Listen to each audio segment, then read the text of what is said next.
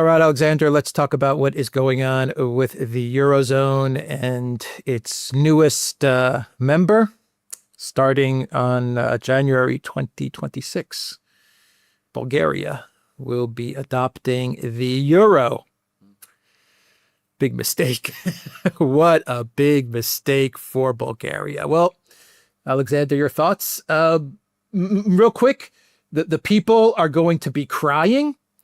The politicians and the oligarchs are going to be laughing and smiling. No. Your thoughts? Well, you said newest member. Why not say the truth? Newest victim, because that is what it is. Yeah. The fascinating thing about this is that you put it exactly right. The oligarchs, of which Bulgaria, by the way, has oligarchs. To be absolutely clear, you know Bulgaria. I mean, I know Bulgaria very well because I have family connections in Bulgaria. Bulgaria has oligarchs. It is a very, very tightly controlled and at the same time deeply polarized political system. The elections don't happen in the kind of free atmosphere that ideally you would like them to happen. The sentiment amongst a large section of the Bulgarian people, almost certainly, in my opinion, a majority of the Bulgarian people, if this discussion were to happen in a free and open way, would be to strongly oppose this thing. The oligarchs, of course, in Bulgaria will do extremely well because they'll be able to take their money in and out of Bulgaria as they choose. They'll be able to have their money in euros. The Bulgarian values will be tied to the euro. They will make themselves immensely rich, and they will be able to borrow in euros from European banks at European interest rates, and they'll be able to do those things. And of course, the politicians that they control, and to repeat again, Bulgaria has oligarchs. And what are oligarchs? They are people who are not only immensely rich, but who control the political process. They are very keen on this, unsurprisingly, and that's why it's been passed through the parliament. And let's be frank, in Bulgaria, as in most countries in the EU, there's all sorts of people who continue to believe in the European fantasy, as I would say. And, you know, they will provide noisy and voluble support for this thing. And, you know, they have dreams of being able to go to wherever they want in Europe and free travel, and they'll have euros in their pockets. And some of the older people will be happy that their pensions are going to be paid in euros. But this is going to crush Bulgaria. It's going to crush the Bulgarian economy. It's going to make it much more difficult to develop any kind of industrial system in Bulgaria, which is already creaking. It's to say that this is bad for Bulgaria, it would be a huge understatement. It makes no economic sense for Europe either. I mean, Bulgaria is likely to become another burden on the central economies of Europe, Germany and the rest. I mean, even if it isn't given bailouts, it will have to be given quiet bailouts. But why are they doing this? Because the EU is no longer an economic project. It has ceased to be an economic project long ago, but it has ceased to be that completely in the last 3 years. It is not an economic project. It is not a trade association. To understand that it is not an economic project, take your mind back a few weeks. You remember Mario Draghi coming up with a great economic plan on how to upgrade the European economies? You remember how we were all talking about that for 1 or 2 or 3 days? Does anybody talk about that now? Nobody talks about Mario Draghi's plan. He is complaining about the fact that nobody is talking about Mario Draghi's plan.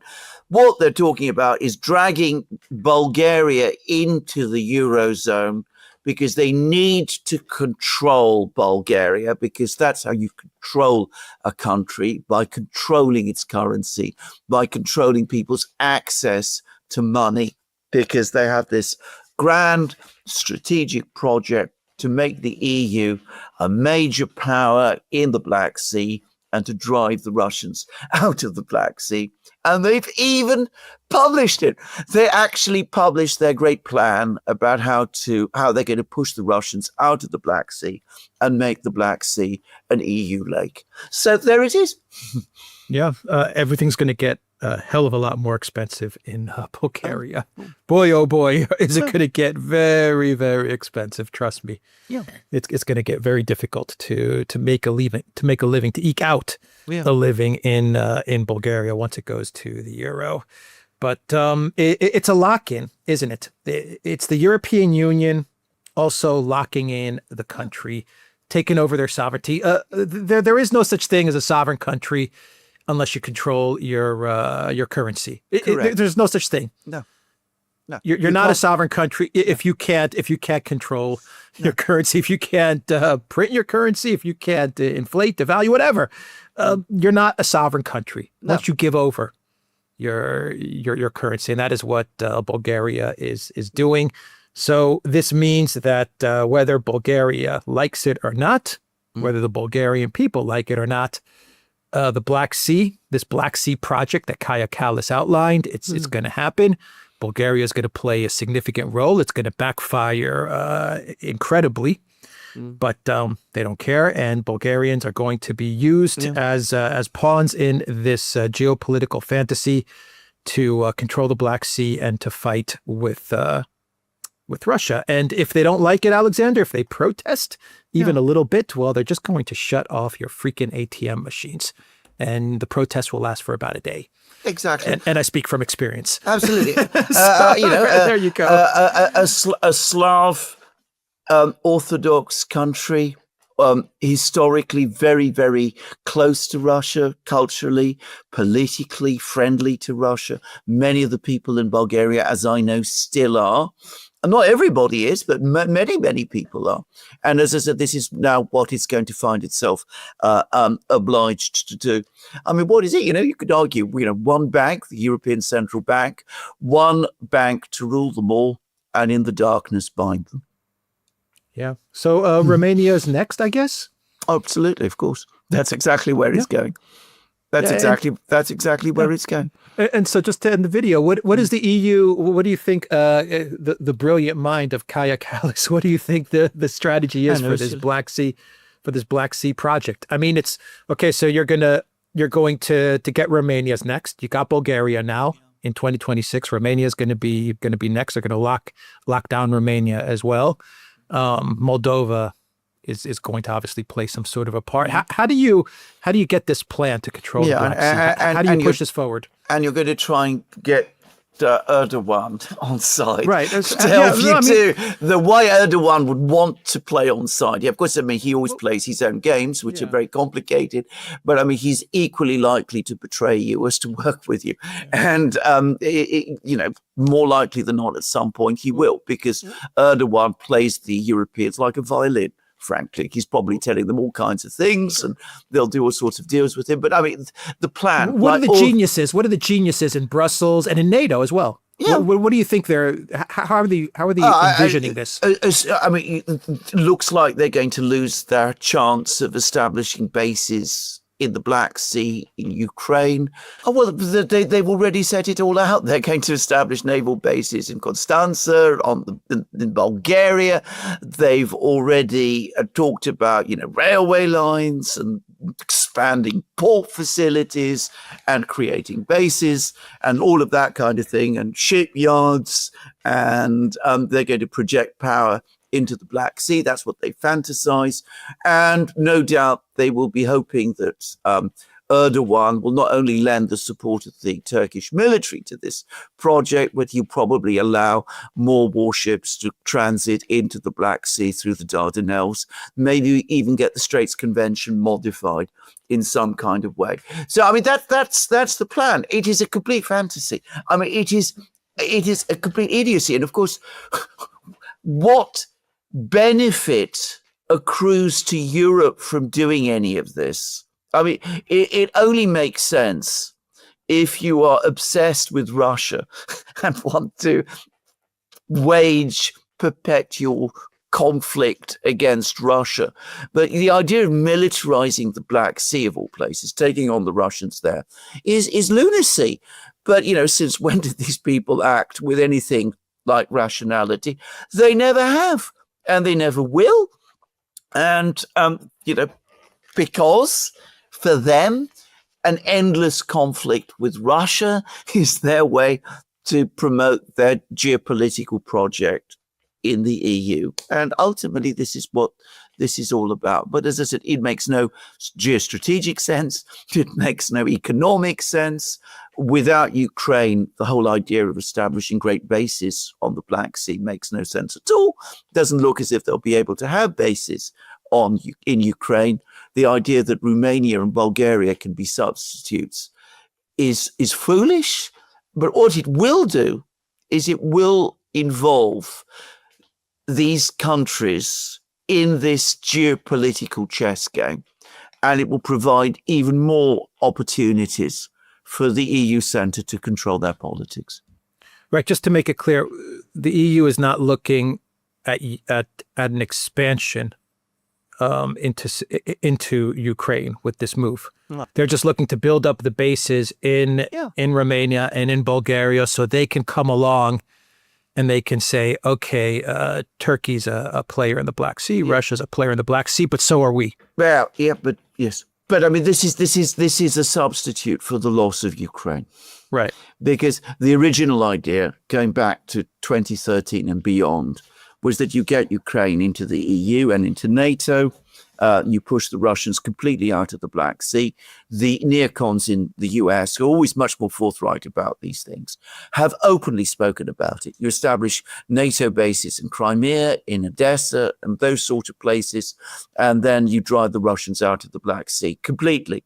You can't do that now because nobody any longer seriously believes that Crimea is going to fall under NATO or EU control.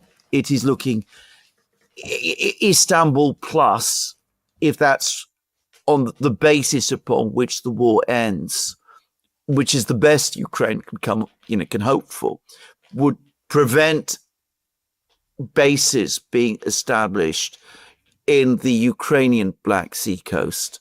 And it's likely anyway, we won't get Istanbul plus. We could easily see Russian control of the Black Sea.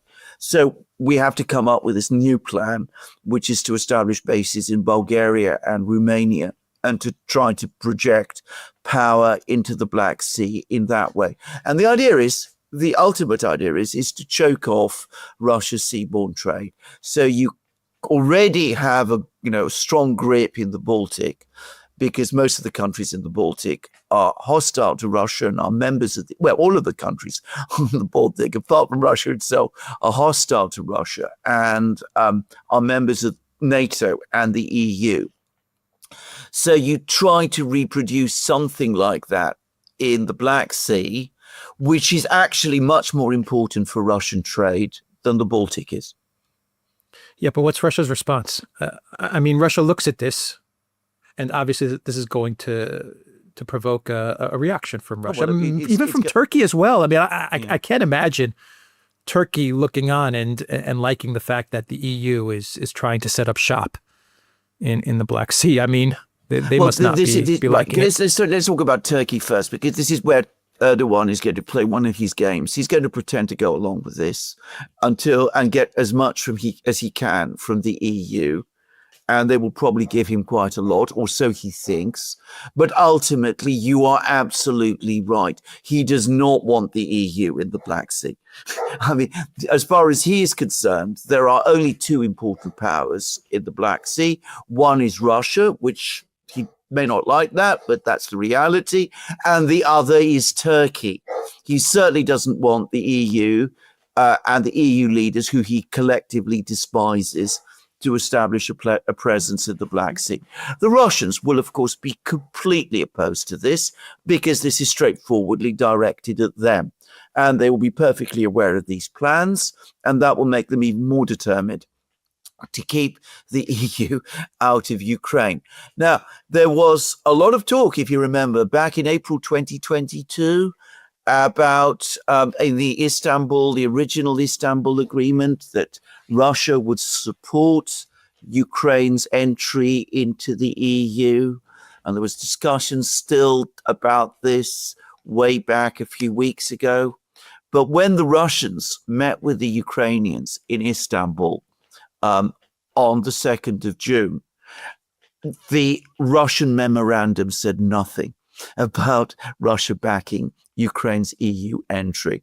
I think the Russians are turning against that idea.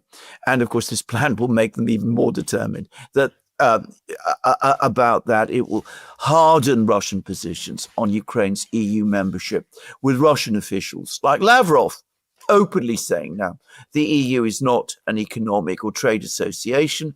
That was what it might have been once long ago, but today it is a geostrategic project, a kind of military alliance. It is clearly an anti-Russian alliance, and we cannot have Ukraine in the EU. And I think in a few weeks' time, at the next iteration of the Istanbul talks, assuming that we ever get there, you will see that that is going to be the Russian position. Yeah, but my final question is what can Russia do to counter this move? Is there something they can do? There is absolutely. I'm not talking about military action. I'm talking about diplomacy, geopolitics. I mean, what does Russia do to counter this? Very difficult for them to do very much if countries like Bulgaria and Romania make the catastrophic decision of joining the euro. I mean, that is the trouble. I mean, how do you break that? I mean, they can tell the Bulgarians, this is a huge mistake that you're making, but then that will bring about the whole usual narrative that Russia is interfering in Bulgaria's internal affairs and all of that. I know for a fact that in Bulgaria, they can listen to Russian television broadcasts, and because there's enough similarity between Bulgarian and Russian, they can to a great extent understand what people in Russia are saying about this. So Russia does have influence. It has historic contacts. It has all of these things. And there is that cultural affinity as well. And we still have until 2026 before it happens. But ultimately, Russia can't control what happens in Bulgaria and Romania. It is up to those countries. If we get into a situation where Bulgaria joins the euro and Romania eventually does so, then they are trapped. And until the point comes when the entire EU project collapses, whether they like it or not, they will become more pawns in this geopolitical chess game against Russia that they have no real interest in. And in fact, which is disastrous for themselves. It'll make Russia an enemy. And at the same time, of course, they will have to accept terrible sacrifices in their economies. Yep. And they will be militarized as well. Absolutely. Both those countries. All right. Yeah. Militarized against Russia. Okay. In Romania's case, Russia and Romania have generally, for most of the last 200 years, been adversaries. But in the case of Bulgaria and Russia, it has been entirely different. I mean, Bulgaria owes its independence from Turkey to Russia. They've always been strong relations between Bulgaria and Russia. I mean, it will be a massive cultural break for its people, and perhaps a very difficult one. Yeah. All right. We will end the video there. The Duran.locals.com. We are on